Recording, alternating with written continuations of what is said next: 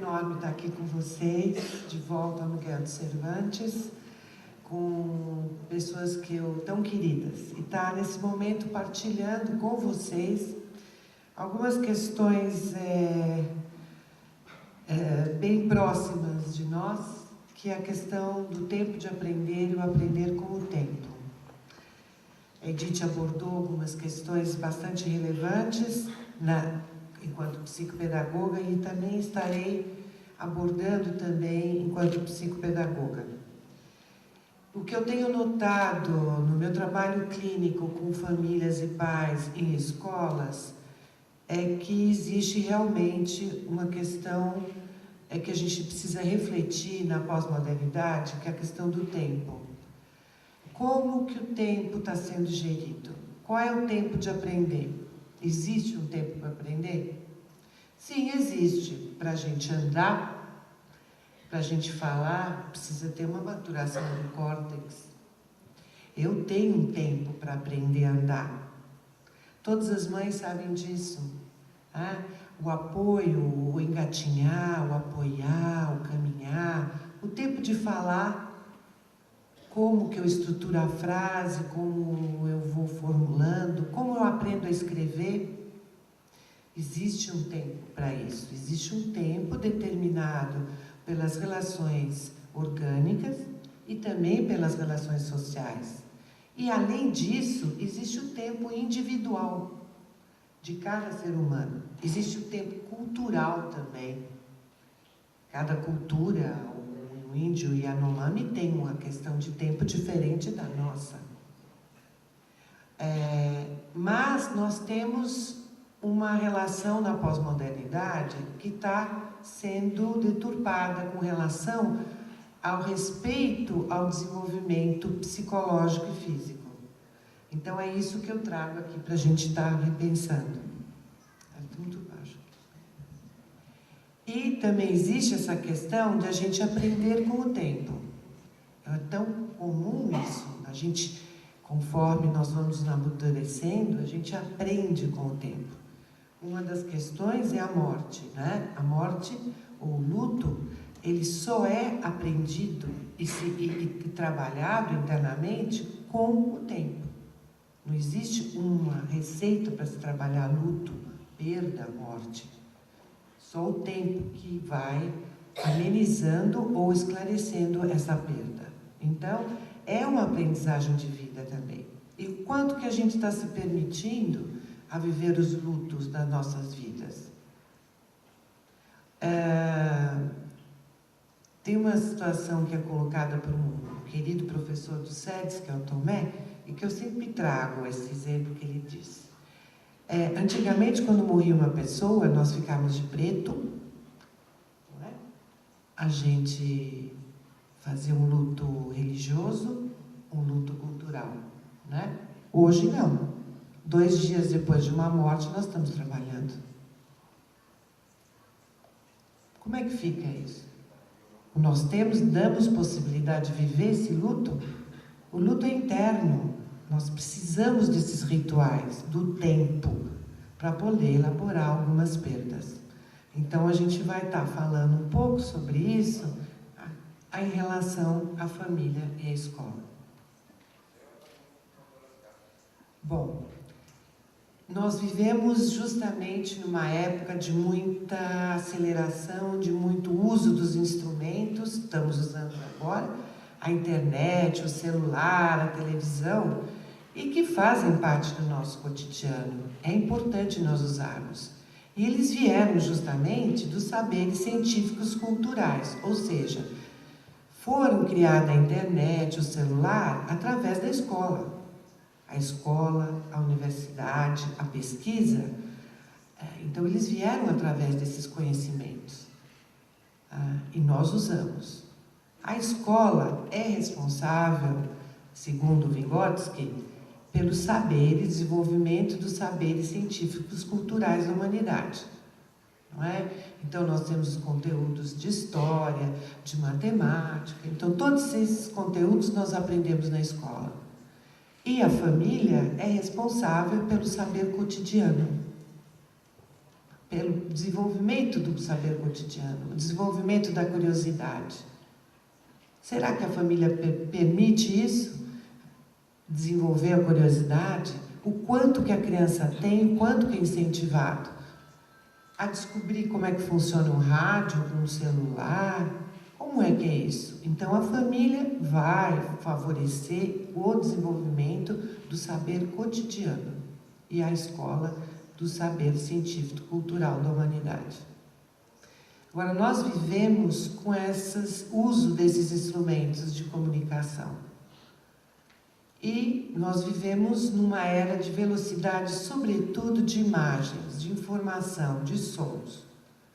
E que, por vezes, nos afasta dos desafios reais do nosso dia a dia. Quantas vezes nós nos ficamos pendurados na internet, né, e deixamos de fazer certas coisas? Se a gente não tem uma autocrítica com relação ao uso do celular, da internet, nós ficamos escravos deles. Então, essa é uma questão bem importante que a gente traz, inclusive na área da psicopedagogia, que a questão é humanizar esses instrumentos, que eles são apenas instrumentos. Nós somos os agentes pensantes e fomos nós que criamos esses instrumentos. Então, a questão é não ficar à mercê desses instrumentos. Essa é uma questão, né, que eu trago. Então, a gente assiste, né, uma aceleração dos dados da realidade, onde as relações humanas se distanciam de tal maneira que atingem a comunicação e, por conseguinte, a aprendizagem. Então, todos esses instrumentos são para facilitar a comunicação, mas como existe um exagero do uso deles, né, a gente não se comunica tão bem. E a gente prejudica a aprendizagem, porque a aprendizagem é comunicação estabelecida na relação com o outro. Eu trago a fala da Alicia Fernandes, uma grande psicopedagoga, que afirma que, ao analisar o papel da televisão na aprendizagem, que ela vê um grande impacto da imagem visual, né, sobre a palavra. Então, ela afirma que a imagem visual parece que tem mais força de verdade que a palavra. Então, isso é bastante sério para a gente pensar, né? E a gente vê isso no cotidiano, né? Uma imagem na televisão. Não, eu vi na televisão, é verdade. Será? E o que vale a pena é os pais, os educadores, fazerem essa interlocução do lado da imagem. Será que é verdade? Esse tiroteio todo no Rio, será que são as milícias? Será que são grupos? Quem serão esses grupos? Essa interlocução da palavra junto com a imagem, e não aceitar a imagem como uma verdade única, né? Então, o que é importante? É que a palavra ela vai permitir um espaço para a pergunta, para o pensar e para o aprender. Enquanto eu não fizer pergunta, enquanto eu não pensar, eu não aprendo. Eu preciso fazer perguntas e preciso pensar nessa interlocução junto com a televisão, junto com a internet, etc, etc. Para eu poder promover um espaço de aprendizagem um pouco melhor.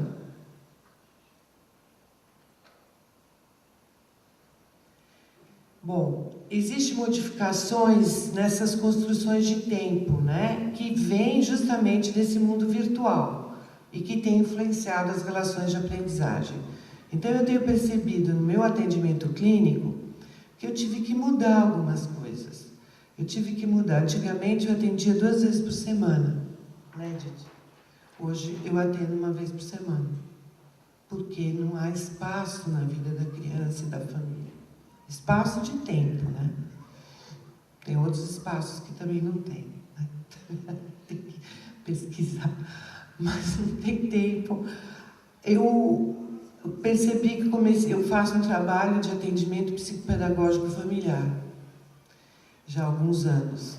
E eu atendo os casais, né? E faço um trabalho clínico com eles. Eu antigamente atendia à tarde, no final da tarde. Hoje eu atendo às 7 horas da manhã. 6 horas, 6h30. Acho que é partilha com vocês isso, né? Sei por quê? Porque precisa ser antes do horário do trabalho. A criança chega soberbada de tarefas como um adulto. E no consultório, muitas vezes, eu sinto, na clínica, que é o único espaço que ela pode ser ela mesma.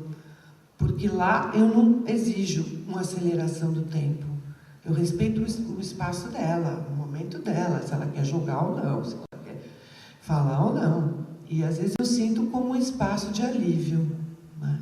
A escola e a família, elas são atingidas pela falta de tempo no conversar, no argumentar, no discutir, enfim, no pensar.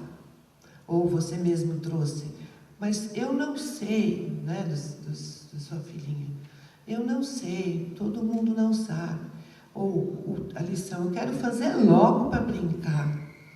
Então existe toda uma falta de tempo, né? E que é vivida principalmente pelos adultos.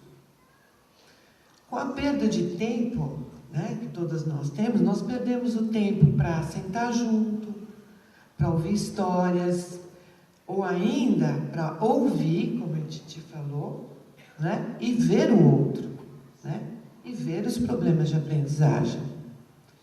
O tempo instaurado pela sociedade atual, do excesso de informação, da vertiginosidade e fugacidade, é tudo rápido e fugaz, né? E aí a gente transforma isso para as relações humanas, né? Então, não se olha no olho, não se fala mais, não se liga para saber. Antigamente eu lembrei, eu tinha amigas que ligavam para saber como eu estava, hoje não. Anda, manda um e-mail. Mas você não viu o e-mail? Não. Tenho obrigação de ver o e-mail todo dia, eu tenho obrigação de responder mensagem. E quando eu não estou afim, como é que eu faço? Ou eu estou apreciando a árvore da minha casa, como eu fiz ontem. Eu cheguei cedo, estava um pôr do sol bonito, queria ficar parada um pouco.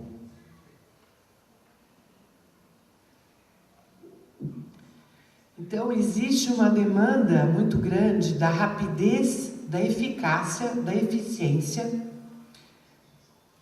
mas não se considera as questões humanas, né? Então, a gente tem que pensar sobre isso para a gente, enquanto escola, enquanto família, não responder sem refletir sobre essas questões. Porque senão nós vamos estar prejudicando as relações humanas, as relações de aprendizagem. Então, o tempo é esperar ou acelerar. Aliás, o presidente falou isso ontem. Eu falei, ele viu minha palestra. Vocês viram? Ele falou que a Dilma ia ter que aprender a acelerar ou esperar o trem, né? Mas isso é uma questão bastante atual. Nós temos que acelerar ou esperar. Nós temos que fazer os dois.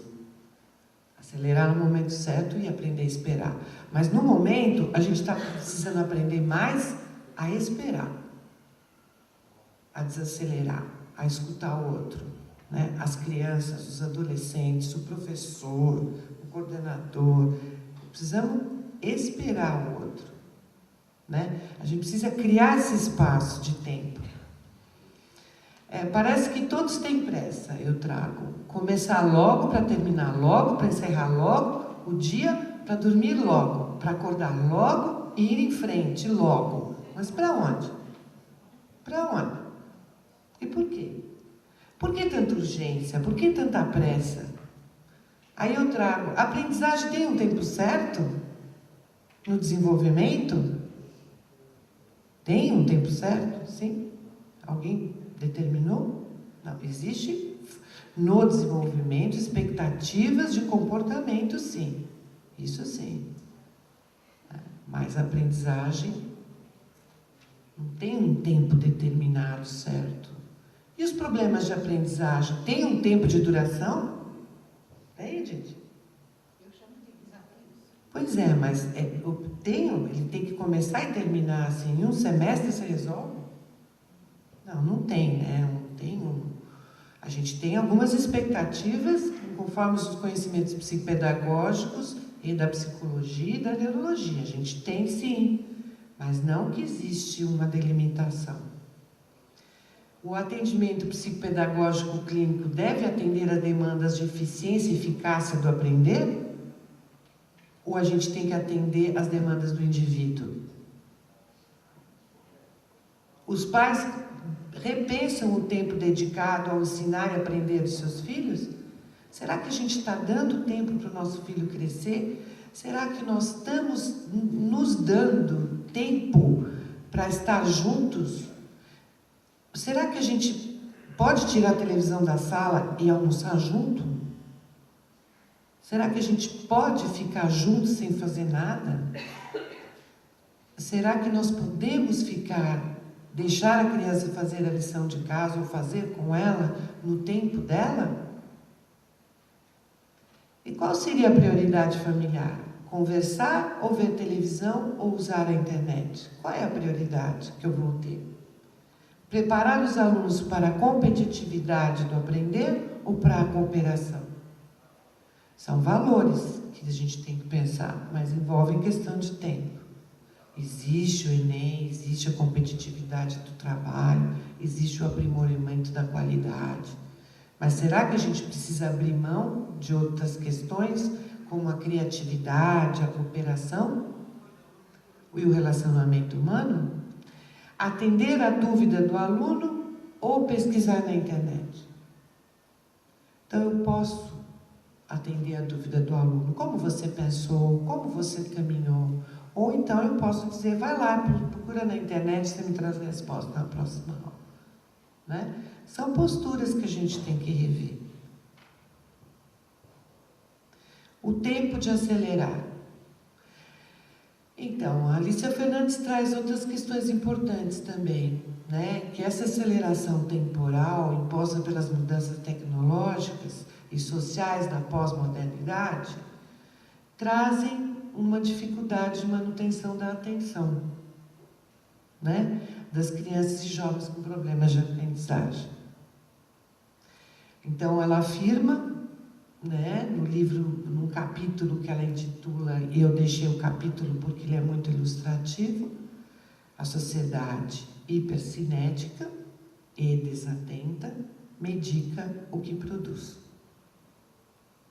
A fala não é só dela, nós tivemos no SEDES, onde eu trabalho, o privilégio de nós termos a filósofa e psicanalista Elizabeth Rodinesco, há alguns anos atrás, e ela já trazia essa questão, né? O quanto que a sociedade atual, ela está doente, no sentido de não promover as relações humanas, e aponta como solução a medicalização. A palestra dela está disponível no SEDES, eu sempre recomendo para todos, porque é realmente muito bom. Então, a Alicia Fernandes retoma essa questão, dizendo que a sociedade globalizada, ela desatende a todos. Contudo, coloca como doença o que as crianças podem denunciar como a sua inquietude e falta de atenção. Então, as crianças estão denunciando falta de atenção. As crianças estão denunciando um sintoma dessa sociedade que está muito acelerada e que está tendendo a uma desumanização das relações, né? Então, essa é uma questão. E na aprendizagem, nós vemos isso de uma forma bastante nítida. Existe também uma questão do imediatismo. Tudo é para ontem. Principalmente aqui em São Paulo, né? Se a gente for para a Bahia, para o Nordeste, já não é assim, né? Graças a Deus. Até um lado saudável. Mas aqui é para ontem. Você já viu no Nordeste até que horário o pessoal trabalha?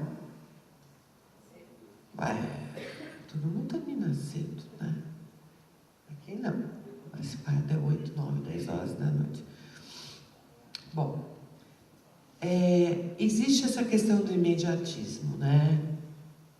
O tempo individual vai sendo aniquilado. A gente está perdendo o nosso tempo individual, isso é fato. Todos nós, no dia a dia, percebemos isso. E há prioridade sobre o aqui e agora. Não se pensa no futuro nem no passado. É o aqui e agora. Eu tenho que viver meu prazer agora. Eu tenho que brincar agora. Eu tenho que comprar esse brinquedo agora. Eu tenho que ter esse celular agora. Não se pensa, tudo tem que ser imediato. Né? E isso traz uma série de problemas psíquicos e sociais. Né? Muitas dessas doenças que estão acontecendo hoje têm relação com essas questões. Então, essas questões são incentivadas pelo ritmo das mudanças sociais, pelo ritmo da vida, o meu horário de trabalho, uma série de questões. Então, a exigência do imediatismo de respostas, exigência de imediatismo de resultados, sobretudo no processo de aprendizagem. O que eu vejo é que parece que tem um modelo empresarial capitalista que vem para a aprendizagem. Então, assim, eu preciso apresentar resultado, mas o meu tempo de aprender é diferente. Não dá para eu ter um resultado imediato. A leitura e a escrita tem um processo. Então, muitas vezes, e as crianças sofrem com isso também. A escola também sofre com isso. Eu vejo também. A pressão social é muito grande, Enem, essas coisas todas. Então, e o fracasso escolar, as dificuldades de aprendizagem, muitas vezes parece acoplar-se ao fracasso familiar. Então, a criança vai mal na escola, é o fracasso da família. A família veste essa camisa, muitas vezes. E não é bem assim, é todo um sistema de relações.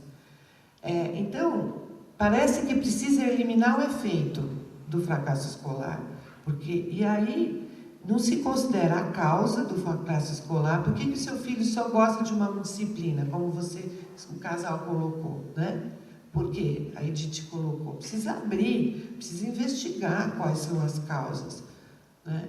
Não é eliminar esse efeito e pronto, dar um remédio e acabou. Isso aí é paliativo.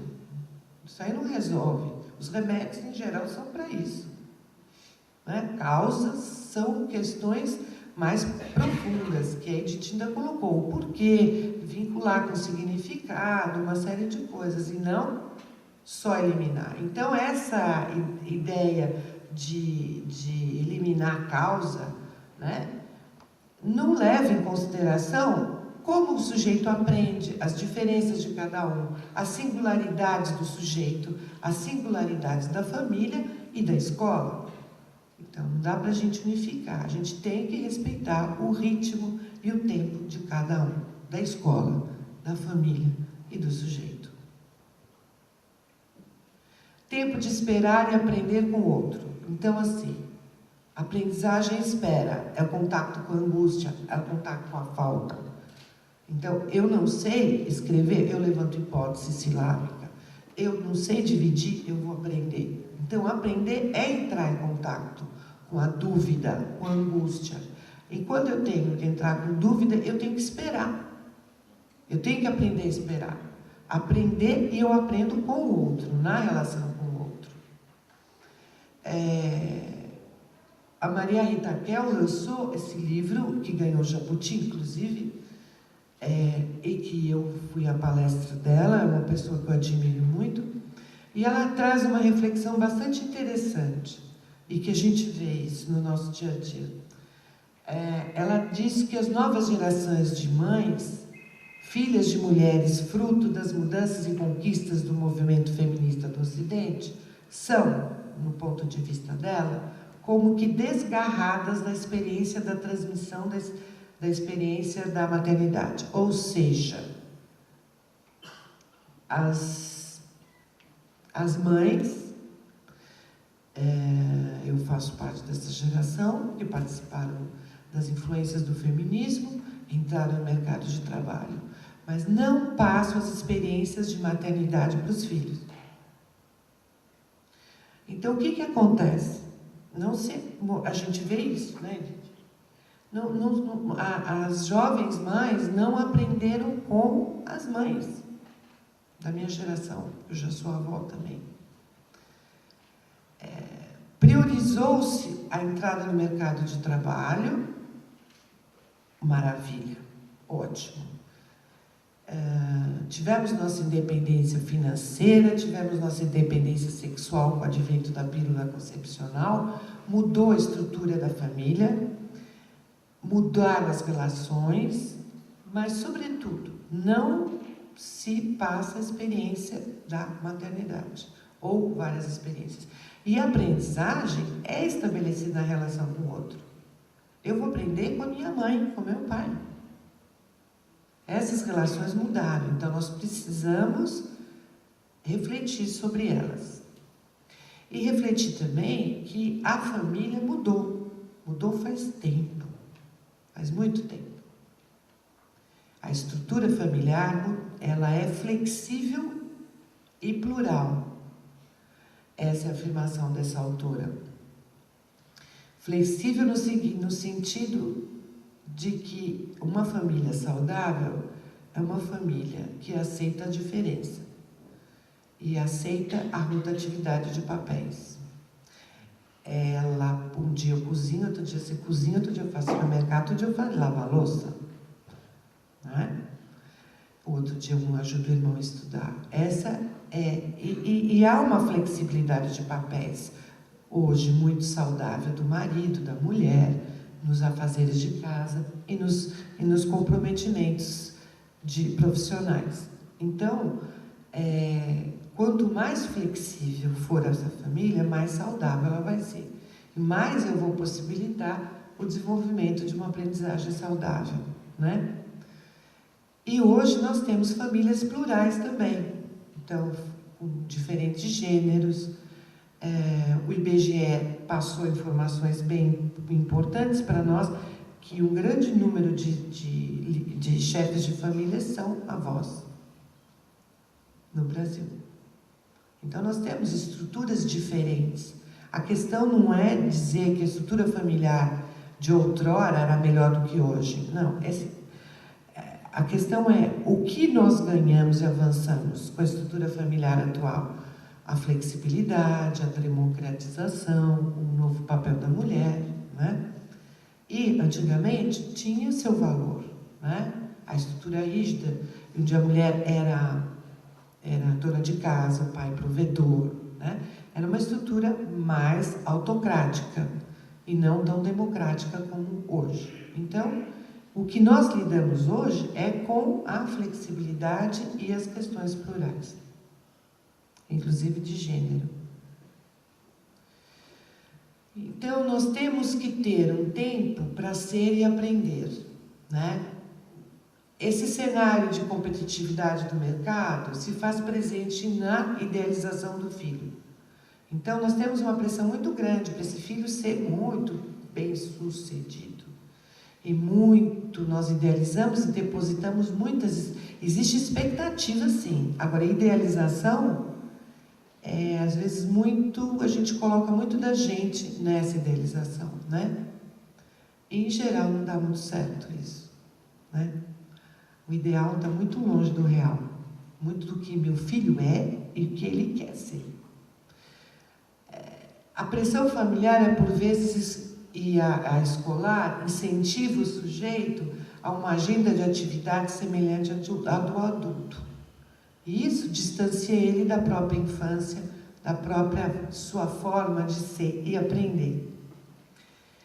De novo, Maria Rita afirma essa citação que eu gosto muito, né? Ela diz: são os pais e não as crianças que não suportam que seus filhos estejam expostos aos conflitos e crises inevitáveis da vida.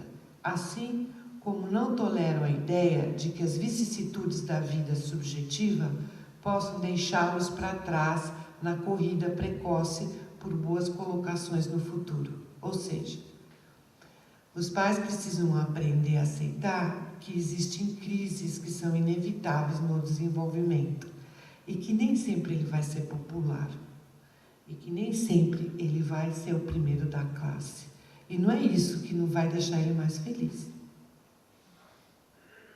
Eu preciso deixar um tempo para ele também viver essas angústias e perdas. Para ele também não ser o primeiro. Não é isso que vai garantir. Aliás, o perfil das grandes empresas hoje, de profissionais, são indivíduos criativos e solidários e colaboradores.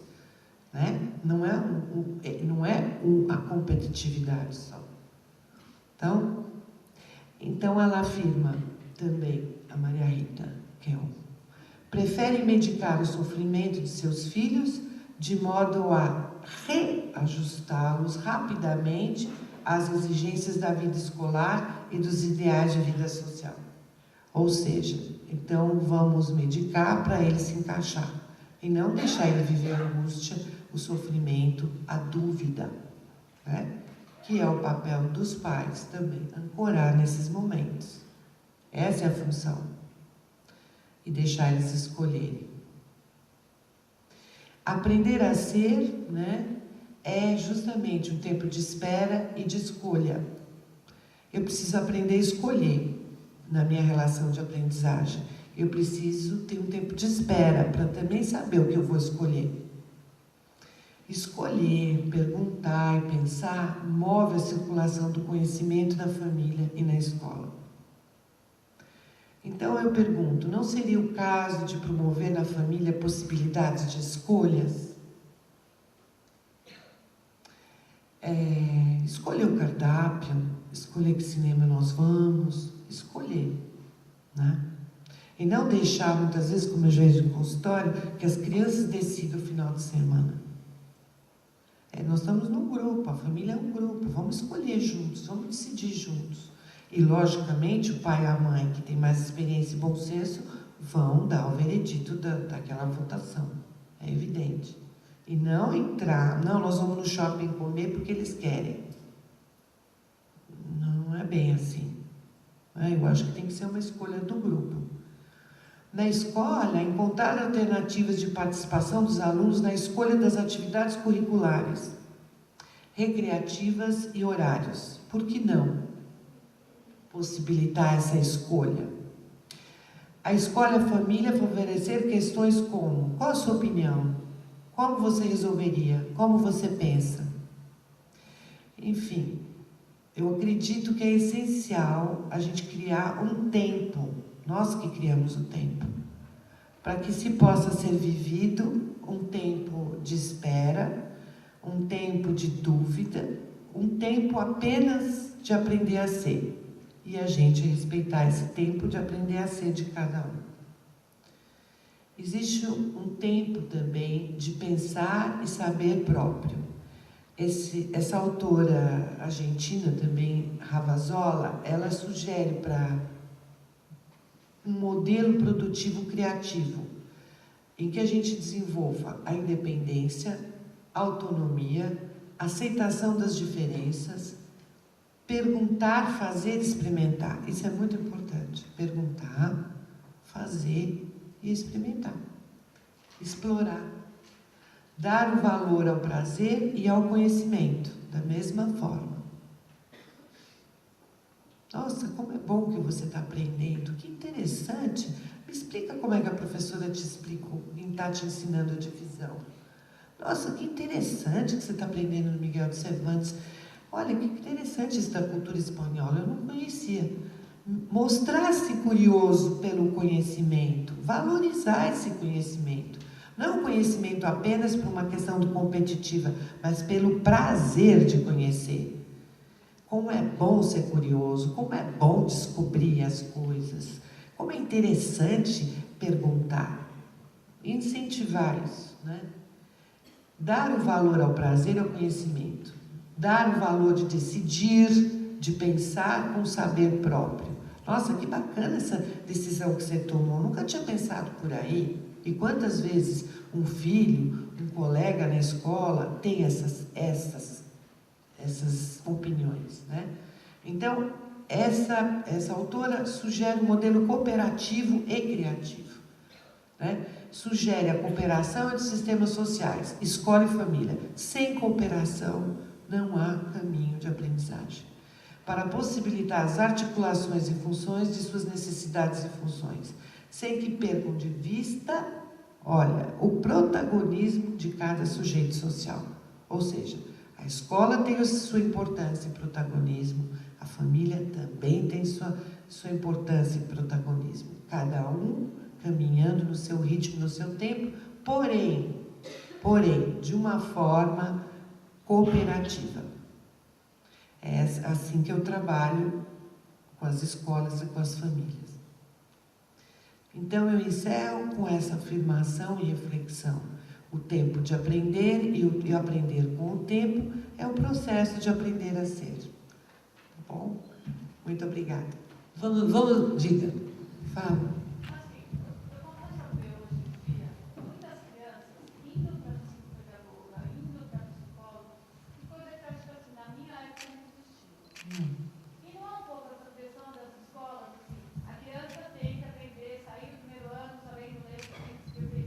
E eu sinto assim, essa pressão do tempo não leva essas crianças a irem cada vez mais uma fono, uma psicóloga, uma psicopedagoga. Eu concordo com você num ponto. Num aspecto, você tem razão. Existe realmente muito encaminhamento desnecessário. Muitas vezes, dentro da própria escola, não sei o que a gente sente, eu sinto que muitas vezes dentro da própria escola pode-se esperar um tempo para aprender. Mas depende da instituição, né? Porque, assim, tem instituições que têm profissionais com essa formação de identificar que a criança não aprendeu a ler ainda, mas que é um processo dela, né? E que tem um tempo para ela aprender, enfim, aprender, né? Por outro lado, existe hoje um avanço das ciências e do conhecimento da psicopedagogia, da neuropsicologia, enfim, de todas as áreas do conhecimento, e que trouxeram os serviços desses profissionais. Uns exemplos desse, que é a psicopedagogia típica da pós-modernidade, que nós temos uma abordagem multidisciplinar. Então, nós temos esse olhar, esse conhecimento para prestar esse serviço. Então, na sua época, não existia. Tá? Então, tem esses dois pontos. Eu gosto de colocar, eu entendi o que você está falando. Existe realmente um exagero, muitas vezes. E eu sempre digo que eu gosto de atender na clínica casos bem complicados. Casos clínicos, e não casos que a escola pode atender. Então, queria só compartilhar uma ideia. Eu acho que muitas vezes o encaminhamento é feito não para uma questão de conteúdo, de aprender o conteúdo, mas é feito para mudar a relação que a criança tem com o conhecimento, com o saber, essa autonomia. E às vezes é um trabalho mais curto, um trabalho mais de mudar essa experiência que ela tem com o aprender. Então, na minha experiência, eu vejo que às vezes tem situações que a gente dá um empurrãozinho. Não sei, uma criança está subindo no muro, você precisa dar um empurrãozinho para ela poder ir embora, né? Então, eu acho que é essa questão, né? Tem situações assim. Eu vejo situações diferentes de escolas que são escolas de rede, né? Escolas de rede que eu tenho um programa e eu trabalho com formação de professores, e essas professoras dizem, a gente está com a corda no pescoço. Se a gente não acompanha e a criança não dá conta de fazer o que está na apostila e não está naquele tempo, eu tenho que cair fora da escola. Então, a professora tem que correr. Não é o caso dessa escola, que essa escola não é uma escola de rede, né? Mas existe, esse discurso existe, de encaminhar porque a criança não deu conta do ritmo de escola de rede, né? Não sei se a gente te respondeu. Você quer fazer algum comentário? Não, é só isso. Você tem alguma situação específica onde você viveu? Porque eu acho que você deve ter visto algum exemplo. Não, eu tenho assim, filhos de amiga minha que eu falo, nossa, o menino Entendi. vai super bem, e de repente você vê, não, ele está tomando remédio, não, eu acho que... Aí existe o exagero. Um exagero, é só isso. Lógico. Tem mais uma perguntinha. Por exemplo, quando a Keila aqui de caminhar na psicopedagogia. Eu não estou escutando você.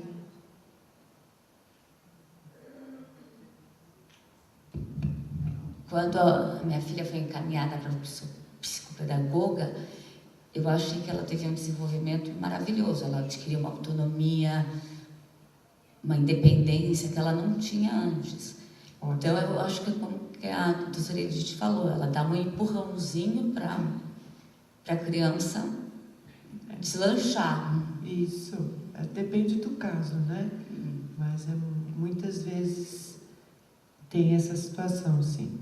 Então, eu, por exemplo, no meu caso, fui favorável e Lógico. eu acho que ajudou bastante. Então, existe exatamente essa questão de ter um encaminhamento na hora certa, com o profissional certo, vai depender da empatia, da linha, enfim, de todo o caso em questão, né?